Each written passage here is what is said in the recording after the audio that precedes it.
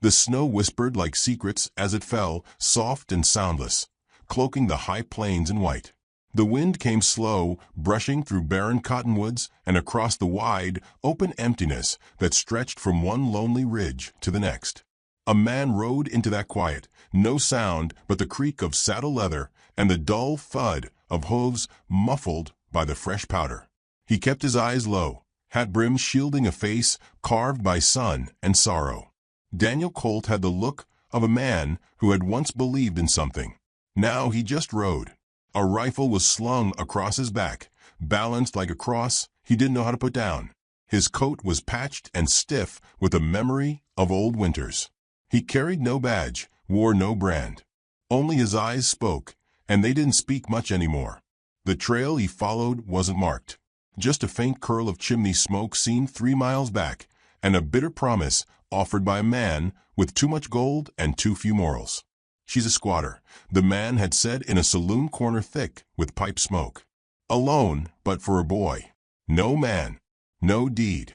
That land's mine by right. You clean it and you're paid." Daniel had nodded. He didn't ask for names, only location. He needed coin, and he wasn't one to pretend otherwise.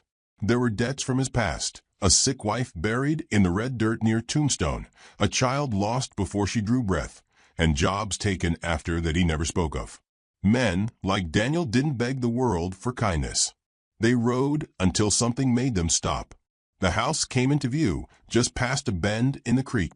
Modest, like most out here, log walls, one window cracked but mended with wax paper. A porch sagged under a thick quilt of snow. A small chicken coop sat behind, the fence half mended. There was no horse tied out, no wagon nearby. Only a curl of gray smoke from the chimney and tracks in the snow, small boots pacing from house to barn. He didn't ride closer. Not yet. Daniel dismounted beneath a bare sycamore, tied his horse loosely, and settled into the snow, leaning back against the trunk. He watched. He waited. A hawk passed overhead, unseen but not unheard. The quiet had a weight to it out here, like the land was holding its breath. An hour passed before the door opened. A boy stepped out, maybe 12, bundled in a coat 2 sizes too big. He carried a hatchet and a bundle of kindling in his arms, awkward but determined. He moved with the practiced rhythm of someone who had known responsibility far too young.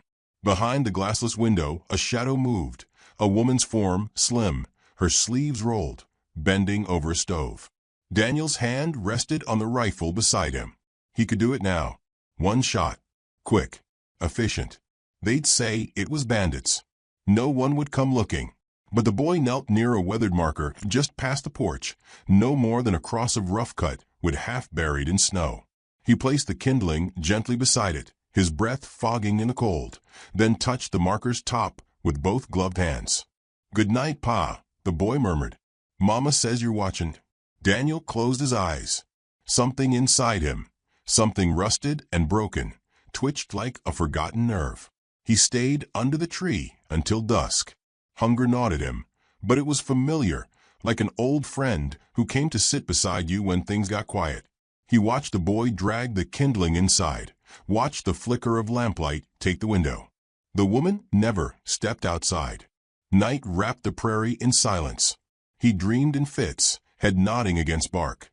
His dreams were cracked glass and firelight, his wife coughing, clutching his hand, whispering she was sorry she couldn't give him a daughter. He remembered burying her near the dry arroyo, the preacher long gone.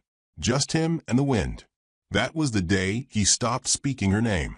Dawn came dull and gray.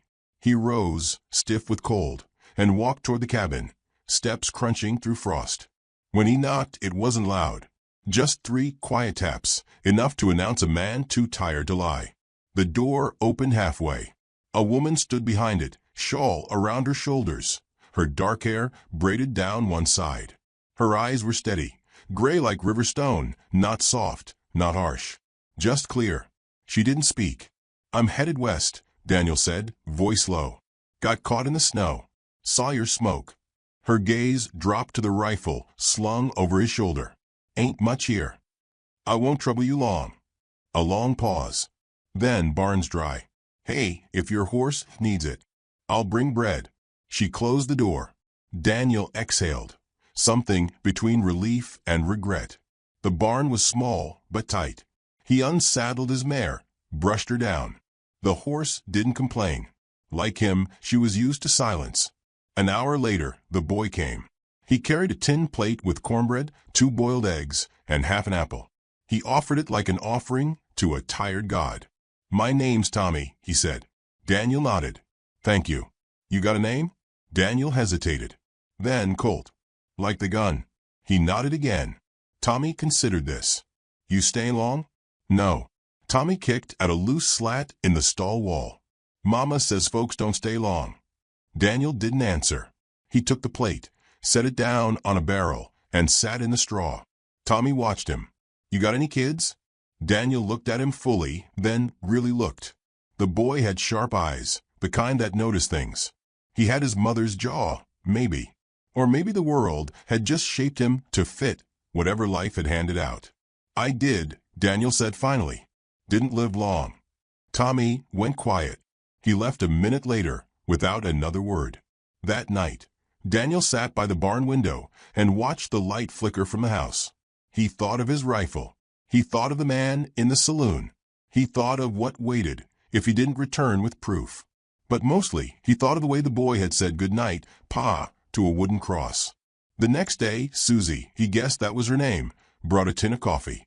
She didn't step inside, just handed it through the open door.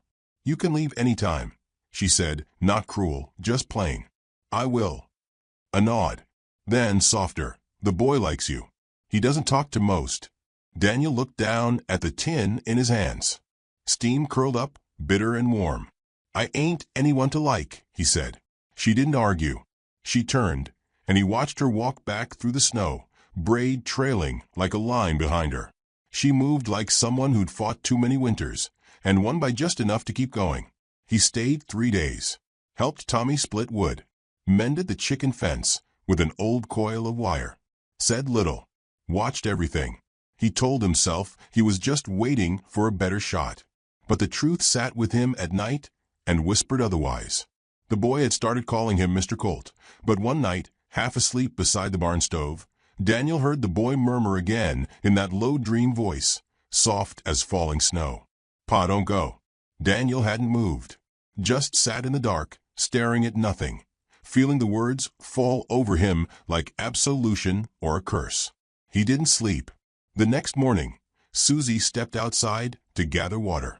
She glanced toward the barn, where smoke curled softly from the chimney pipe Daniel had repaired. Her eyes stayed there a little longer than they needed to. Back inside, Tommy was drawing something with charcoal on a scrap of wood. He held it up when she entered. It was a figure in a long coat and hat. A man standing beside a boy, hand resting on the boy's shoulder.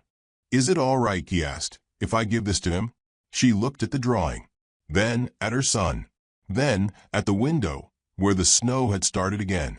"Maybe wait a little," she said. "See if he stays." The morning broke pale and brittle, the kind of cold that makes the bones ache before the sun has finished climbing. Susie drew her shawl tighter as she knelt beside the hearth, coaxing the fire to life with hands that bore the memory of too many winters and too few warm nights. The kindling caught, and a small blaze rose up, licking against the blackened stones like it remembered joy. She moved through her home with quiet precision, sweeping ash, folding blankets, setting water to boil. Her world was one of function, not flair. Everything had a purpose, and everything cost her something, even if just time. She glanced toward the window, toward the barn. Smoke coiled up from the stovepipe Daniel Colt had fixed with a strip of hammered tin and a nail filed down to fit. He hadn't asked for thanks, and she hadn't offered one. Not because she wasn't grateful, but because words like that came with strings. And she'd lived too long without a man's shadow in her home to invite one back too easily. Tommy stirred in the loft. His footsteps padded overhead before he came sliding down the ladder, his cheeks flushed from sleep. "Morning, Mama." Susie poured him coffee, more milk than brew. "Eat first. There's fence to mend before midday." He nodded, already reaching for a crust of bread and cold beans. They didn't say much while they ate. They rarely did. Words had weight, and in their house, silence wasn't absence. It was agreement. Tommy looked toward the barn as he chewed. "He ain't bad," he said quietly. Susie kept her eyes on her cup. "He's a man alone. That makes him dangerous. He fixed the roof. Didn't ask for nothing. That don't mean he's harmless." Tommy said nothing more. Outside, the snow had crusted over, hard and slick. The sun hung weak above the ridge, a pale coin barely warming the earth. Susie worked beside her son, pulling wire taut and replacing cracked rails with what little lumber they had left. She didn't expect the man to help again, but he did. Daniel stepped from the barn mid-morning, coat heavy with frost, gloves already stained from pitch and dirt. He carried a hammer and didn't wait to be asked. He worked in silence beside them, never too close. He spoke only when needed, his words spare and low. But he knew what he was doing. He didn't waste motion or time, and when he looked at Susie, it wasn't with hunger or pity. It was with respect, or something that might grow into it. She noticed his limp more clearly now. Subtle, favoring the left leg. Old wound, maybe, or frostbite from some forgotten war. She didn't ask. By noon, the fence stood straight and tight. Susie wiped her hands on her apron and nodded toward the porch. "There's stew left. You'll take some." Daniel didn't argue. Inside, the warmth wrapped around them like a soft quilt. Tommy ladled stew into 3 bowls, his excitement barely contained beneath his quiet. Susie sat opposite the stranger, eyes steady on him, while Tommy chattered about rabbits seen in the lower field, the hawk that circled the ridge, the wolf prints near the streambed. "You let him wander?" Daniel asked softly, spoon paused midair. Susie's voice was even. "He knows how to read tracks, and he don't go past the pine break. We take care of ourselves." He nodded, but said nothing more. Later, when Tommy ran outside to check traps, Susie lingered near the stove, her hand resting on the wooden counter worn smooth by years of use. "You don't speak like most men," she said. Daniel looked up from his cup. "What do most men speak like?" "Louder. Full of themselves. Or full of lies." He smiled faintly, though it didn't quite reach his eyes. "I don't have the energy for lies." She considered that. That a choice or a condition? He didn't answer at first. Then, a bit of both. They fell into silence again, but it wasn't empty. It was filled with the kind of stillness that spoke more than noise ever could, 2 people aware of each other's pain, not pressing, not probing, just letting it exist between them like a low-burning fire. That night, Susie watched from the window as Daniel returned to the barn. She'd left the extra blanket on the stool near the door. He didn't acknowledge it, but when the light inside flickered to life, she saw him wrap it around his shoulders. Tommy slept soundly, curled beneath the patched quilt Susie had sewn from scraps of her old dresses and her husband's shirts. She stood for a long time by the window, staring at the barn. She remembered the night the raiders came for Winter's back. How they'd taken what they could and left her husband bleeding in the snow, clutching a shovel like it was a sword. The lawmen came 2 days too late, and the preacher never came at all. After that, she learned to stop expecting rescue. The next morning, Daniel joined them again, this time for coffee. Susie didn't protest. She didn't welcome it either. She simply poured 3 cups instead of 2. They ate in companionable quiet, broken only by the wind moaning against the eaves. "You were married," Daniel said at one point, his voice careful. Susie looked at him over the rim of her cup. "I was. Long. Long enough to mourn him proper. Not long enough to forget." He nodded, didn't press. She surprised herself by continuing. "He was good, kind, fought for things. This land was supposed to be ours. He bought it from a man who turned out to be nothing more than a drunk with forged papers. Town claims it ain't mine, but I buried him here. Raised our son here. That's claim enough for me." Daniel didn't offer sympathy, just listened. "I've had offers," she said after a moment, "from men who thought I needed saving. Most of them wanted a warm bed and a woman who'd keep her mouth shut. When I said no, they called me stubborn. Or cursed. One tried to take it anyway. He limps now." Daniel looked up, eyes sharp. "You kill him." "No. But I made sure he knew he came to the wrong doorstep."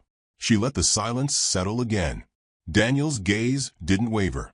He didn't flinch. There was something in that, something that mattered more than words. Tommy returned from the barn with a small wooden carving in his hands. A man in a long coat, rifle on his back.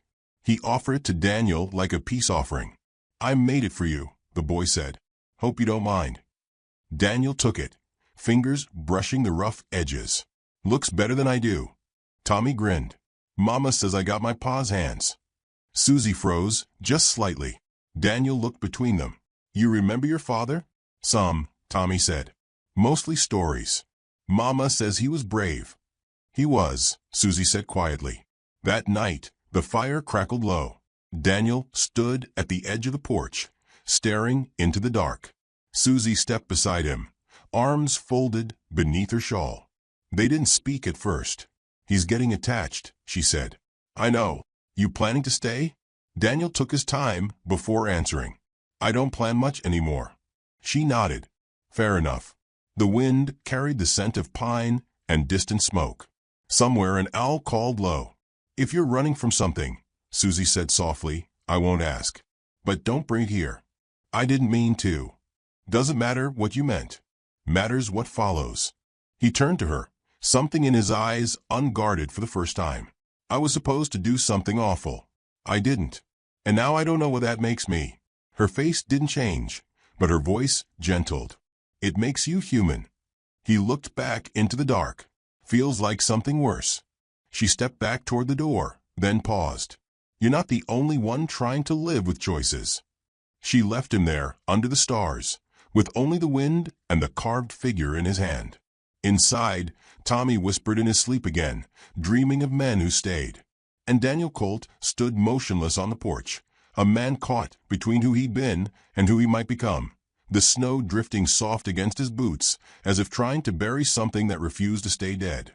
The wind shifted before the storm came, low and strange, with a smell that carried memory. Susie knew the signs. Her bones told her before the clouds rolled in. That morning, the chickens were silent, the dog next door howled for the first time in weeks, and even the pines seemed to lean westward, like they didn't want to face what was coming. She braced the windows with timber and nailed fresh canvas over the roof's thin spots. Daniel worked beside her, without being asked. By now, they moved like two parts of a machine, silent, steady, aligned not by affection but necessity. Still, his hands didn't brush hers by accident. He always left a space, a margin between them. But he was near, always near. Tommy helped too, his small shoulders tense with unspoken concern. He followed Daniel more than his mother now, mimicking his stride, matching his habits. Susie watched this with something like caution braided with ache. The boy had begun to carry himself like someone who believed they were safe. She wasn't sure what to do with that. By mid-afternoon, the sky was a dirty gray, low and tight. The air had the thick, waiting silence of a held breath. Inside, Susie stirred the stew pot while Daniel chopped more wood. Tommy fed the fire with strips of kindling and talked about trapping rabbits when the storm passed. The first snow came in dry, sharp flakes, scattered like ash. Then came the wind. Not a howl, but a long groan that made the shutters creak and the stovepipe whistle. Daniel came in with his coat dusted white, eyebrows stiff with ice. "It's going to be bad," he said. Susie nodded. "I've seen worse." He looked at her then, as if considering the weight of those words. "You always ride storms out alone." "I wasn't alone when the worst came." Tommy glanced between them, lips tight. Daniel turned to the fire. He added 2 logs, adjusted the iron grate, then sat with his hands outstretched toward the flames. His shoulders slumped in a way they hadn't before, like something had finally settled in him. That night, the wind screamed. It ripped through the valley like it wanted to tear the earth open. The cabin groaned, the door rattled, and the lamp shadows leapt against the walls like ghosts dancing. Susie double-checked the latch 3 times. Tommy curled under his blanket, clutching the wooden carving he'd made for Daniel. Sleep came in shivers. Outside, a branch cracked and fell with a sound like a gunshot. Daniel stood, rifle in hand, already moving toward the door. Susie blocked him. "Wait till morning. Nothing out there worth dying for tonight." He hesitated. then nodded. "I've slept rough and worse." "You're not sleeping in the barn." His brow lifted slightly, not in surprise, but in acknowledgement. "The boys sleep easier if I'm inside." She said nothing to that, just handed him a blanket and gestured to the corner near the stove. The storm didn't let up. It pounded for 2 days, relentless. The cold got into the nails, into the teeth of the house. But inside, the cabin was warmth and slow hours. They ate sparingly, played cards by lamplight. Daniel showed Tommy how to mend a boot sole with an awl. Susie watched, her heart tightening in ways she didn't want to name. That second night, long after the boy had fallen asleep and the fire had gone to embers, Daniel spoke from the dark. "I've taken lives," he said. "Not in war. For coin. For people like the man who wants your land." Susie didn't move. "I wasn't always that way. But losing her, it broke something in me. Left me with debts I paid the only way I knew how." Her voice came quiet but sharp. "And what were you sent here to do, Daniel?" He didn't lie. "You." The silence was long, deep enough to drown in. "I figured," she said finally. "You watched us too long to just be passing through." "I didn't know there was a boy." She laughed, but it wasn't soft. "Would it have changed your mind if you hadn't?" Daniel looked toward the ceiling. "I don't know. Would it change it now?" "No," he said. "I couldn't pull the trigger the second I heard him speak to that grave." Susie exhaled, slow and tired. "Then why are you still here?" Daniel leaned forward, elbows on knees. "I don't know if I have anywhere else to go." She didn't answer. Not with words. But she didn't send him out into the storm either. The next morning, the storm broke. Light returned in fractured gold, painting everything in washed-out color. The sky was clear, painfully so, and the silence it left behind was as deep as the one that had preceded it. Susie opened the door to assess the damage. A section of the chicken coop was buried. The north fence had splintered, and in the distance, fresh tracks, too heavy to be deer. Daniel saw them too. "Riders," he said. 2, maybe 3. Came close. Circled. "They're watching. They'll be back." She turned to him. "Do you still work for them?" "No." "Will they believe that?" He didn't answer. That day passed in preparation. Daniel helped reinforce the broken section of the fence.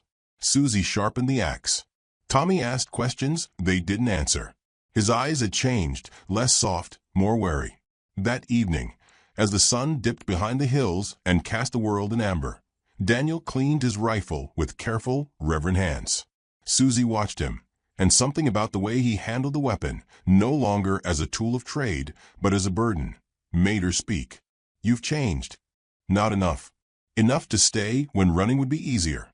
He didn't look up. "I was always running. I just never knew what from. And now I know what I could lose." She stepped closer. The fire crackled. Her voice was low. "I can't offer you forgiveness. Not yet. I'm not asking for it. But if you mean to stand when they come, I won't stop you." He looked up, eyes steady. "I'll stand." Tommy came in just then, holding a handful of dried herbs. "Mama," he said, "for your tea." She took them, smoothing his hair. "Thank you, baby." He turned to Daniel. "If they come, will you protect us?" Daniel didn't flinch. "Yes." The boy nodded like that settled something. Then he sat by the fire, carving again, shaping something new from a small block of cedar. Night settled. The snow glowed blue in the moonlight. The cabin felt smaller than before, tighter, but not with fear, with readiness. Susie found herself standing at the window, watching the tree lean. "I never meant to raise him alone," she said. Daniel stepped beside her. "You didn't." She looked at him then, not as a stranger, not as a threat, but as a man stripped of all he had been. And what remained wasn't perfect. It wasn't even clean. But it was real. That night, she didn't lock the door between the front room and the sleeping loft. She left it open, just enough. She woke once, hearing footsteps. Daniel walking the perimeter outside, checking the snow for new prints. He hadn't slept. When he returned, his eyes met hers through the shadows. "We've got maybe a day." She nodded, pulled the quilt higher. But she slept. And when the sun rose again, so did the wind, this time not from a storm, but from hooves approaching. The moment had arrived.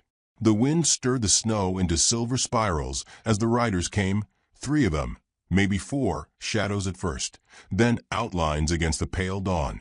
They rode with a purpose Daniel recognized too well. Men sent to finish what another man was too ashamed to carry out himself. He watched from a ridge, rifle slung, breath steaming through clenched teeth.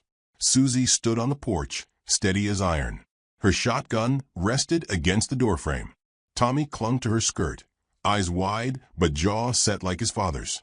There was no scream in him, no panic. He knew too much already.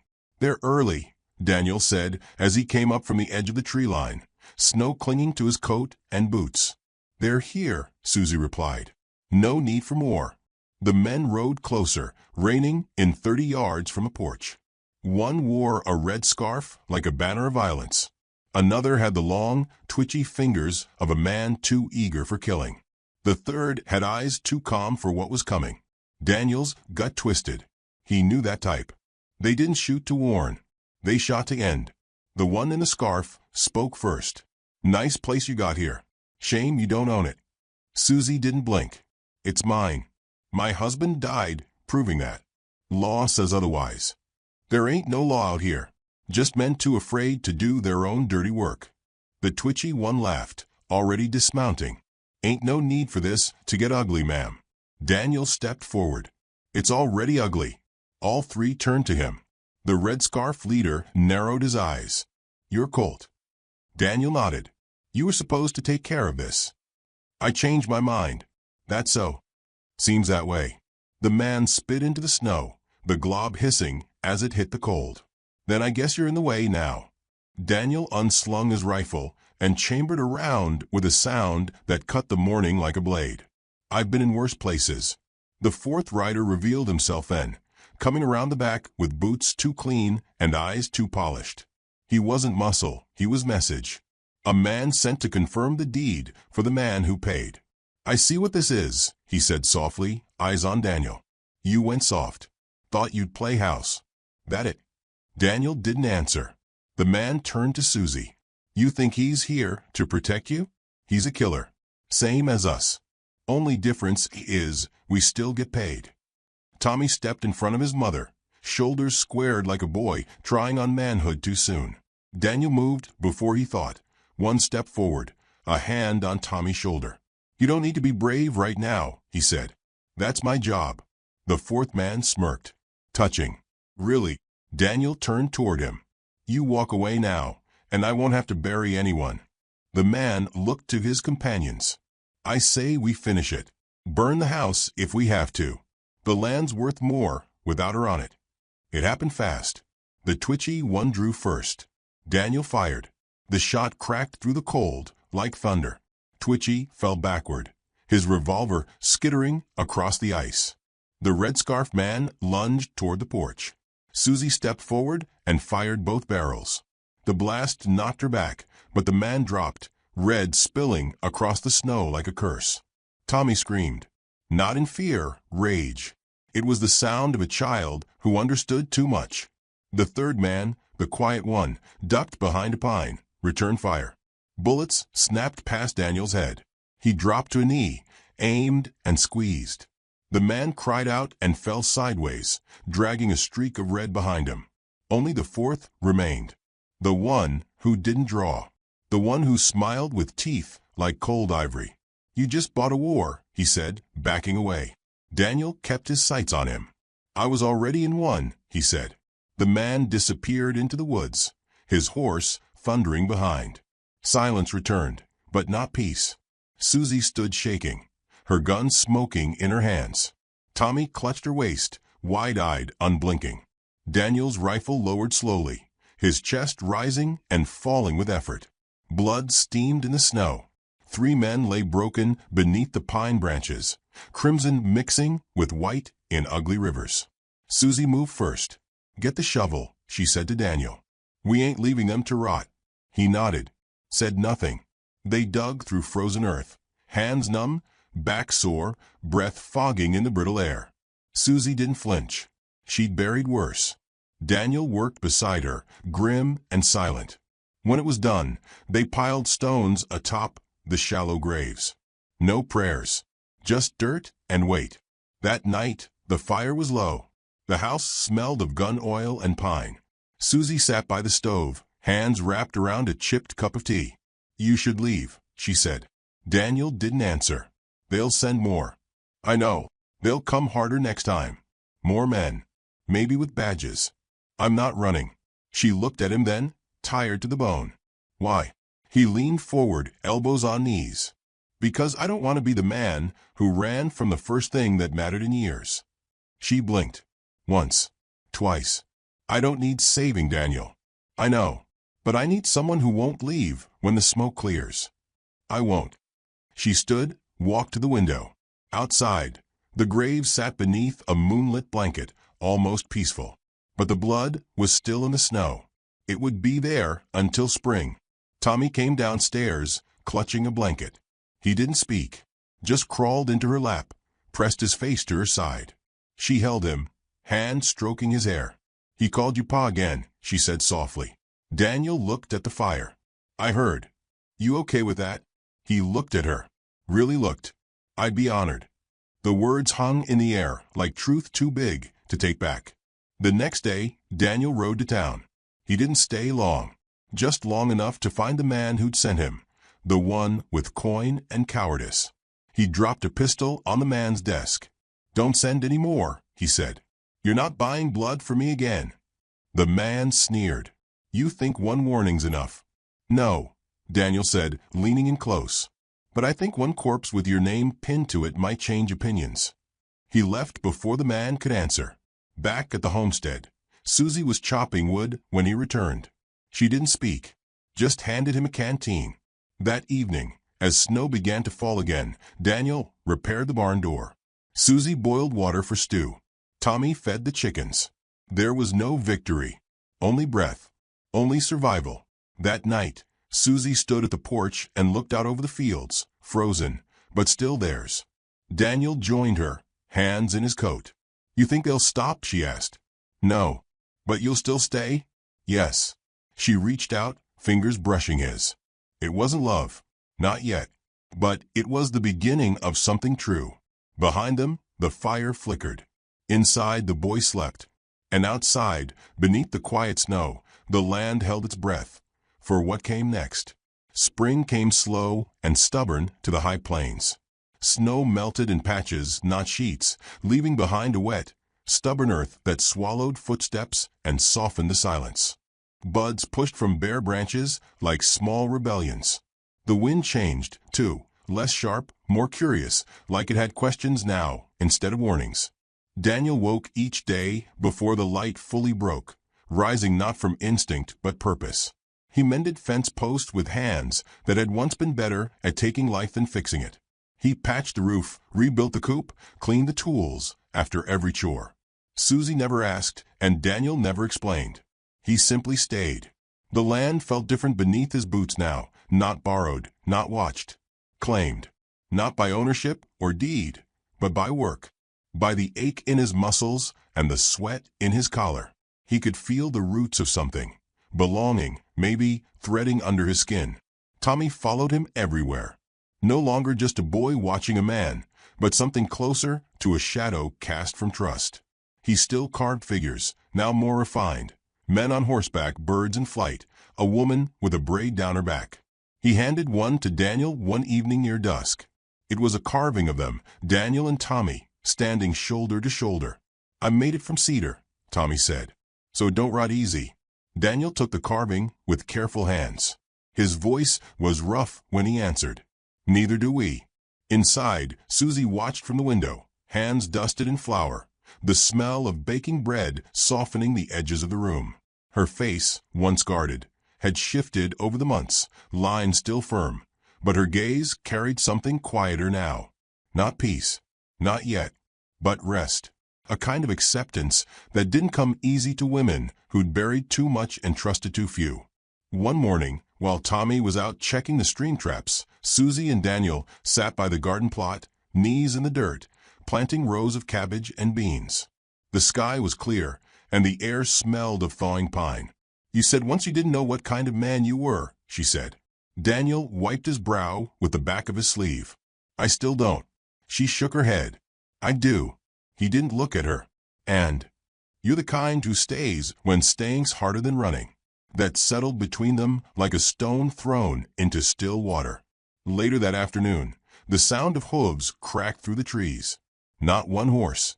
Many. Daniel and Susie met eyes before either reached for a weapon. This time, they didn't need to speak. Tommy had already dropped low by the barn, pressing himself into the shadows. He knew the drill now, not because they taught him, but because some children inherit danger like others inherit eye color. 6 riders came, coated in dust and hard silence. Not raiders. Not hired guns. Lawmen. One bore a badge, worn but clear, pinned over a gray vest.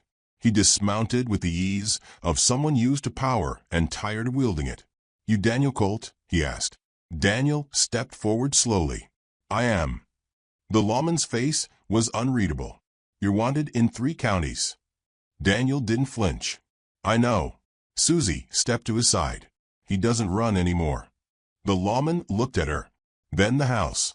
Then the boy who had come to stand silently at the fence. We've had complaints about a man squatting here. Word was he'd killed some men outside Rivertown. They came to kill a woman and a child, Daniel said. I was sent to do the same. I didn't. And you want a prize for that? Daniel's voice was steady. No, just a place to keep doing better. One of the deputies snorted. The lawman held up a hand. We checked the reports. Locals confirmed it. Said the ones who came here weren't saints. No one is, Susie said. But some learned to stop bleeding others. The lawman chewed his lip, then looked at Daniel. You got 2 options. Come with us and face it square. Or stay here under our eye. You step out of line, you answer for it. Daniel didn't move. What do I owe you to stay? Nothing. Just don't make me regret it. The badge man turned, mounted, and rode out without another word. The others followed, dust in their wake. Daniel stood still until the sound of hooves faded. His breath came out slow. Susie touched his shoulder. That wasn't mercy. That was a test. I'll pass it, he said. Tommy came up beside them, looking from face to face. They were scared of you, he said. No, Daniel replied, crouching to meet his eyes. They just saw someone who stopped being scared of himself. In the weeks that followed, Daniel began to change in ways subtle but certain. He laughed sometimes. A real laugh, not the short huff of a man waiting for the next blow. He let Susie braid his hair back one morning just to keep it out of his eyes, and though he protested, she saw him keep it that way the rest of the day. They spoke more now, over supper, over chores. Small things at first, weather, rabbits, the state of the fence line, but it grew. Shared memories began to knit themselves into the routine. When Daniel told a story of his wife, Susie listened without jealousy. When Susie spoke of the dreams she'd abandoned, Daniel remembered them for her. One night, as rain tapped gentle against the roof, Daniel sat with Tommy on the porch, showing him how to clean a rifle. Not so you can shoot first, he said. So you can choose not to. Tommy nodded, hands steady, eyes sharp. Behind them, Susie leaned against the doorframe, a quiet smile playing at the corners of her mouth. You look like a father, she said. Daniel looked up. Feels like it. You think you're ready for that? He stared at the boy, then back at her. I'm already doing it. Ready or not. Susie stepped out into the rain and held out her hand. He took it. No fanfare. No kiss. Just the small, holy act of 2 people choosing each other after every reason not to. They slept that night curled beside one another, Tommy upstairs, the rain turning to mist before dawn. There were no vows, no promises, just presence. And sometimes that's more sacred than any wedding. But peace in the West never lasts long. It came one night, sharp and sudden, fire on the hill, a barn up in flames. Daniel was first through the door, rifle in hand. Susie behind him with her pistol already cocked. 3 men, hired by someone too far away to face the consequences. Cowards with torches. Daniel didn't wait this time. He fired first, one down. The second lunged for Susie. She shot him point blank. The third grabbed Tommy. Daniel ran, heart hammering. the night thick with smoke. He caught the man just past the fence, tackled him into the mud. They fought hard. Teeth, fists, firelight behind them. Daniel broke the man's grip, pulled Tommy back, then finished it, with the butt of the rifle, clean and final. Tommy shook in his arms, breathing fast. "I'm okay," the boy said. "I didn't cry." Daniel held him tight. "You don't ever have to prove how strong you are." The barn burned low behind them, but it was the last time fire came for them. A week later, a letter arrived, delivered by hand, sealed with the stamp of a new sheriff in Rivertown. Land grant confirmed. The homestead was theirs. By law, by blood, by will. That evening, Daniel stood where the barn had been, watching the sky blaze gold and crimson. Susie walked up beside him, a sprig of lilac in her apron. "It's over," she said. He didn't answer right away, just wrapped an arm around her shoulders. Tommy ran across the field toward them, arms wide, mouth open in joy. He leapt into Daniel's arms, carving clutched tight in his fist. "I made another," he said. "It's the three of us, together." Daniel looked at it, saw it for what it was. Not wood, not a symbol, a truth. Later, as the stars came out, they sat together on the porch. No storm on the horizon, no fire on the wind, just quiet, just peace. Daniel looked down at the boy asleep in his arms and whispered into the night, not expecting an answer, but offering it anyway. "I never thought I'd earn this." Susie, her hand in his, replied with the only words that mattered. "You didn't have to earn it. You just had to stay." And he did.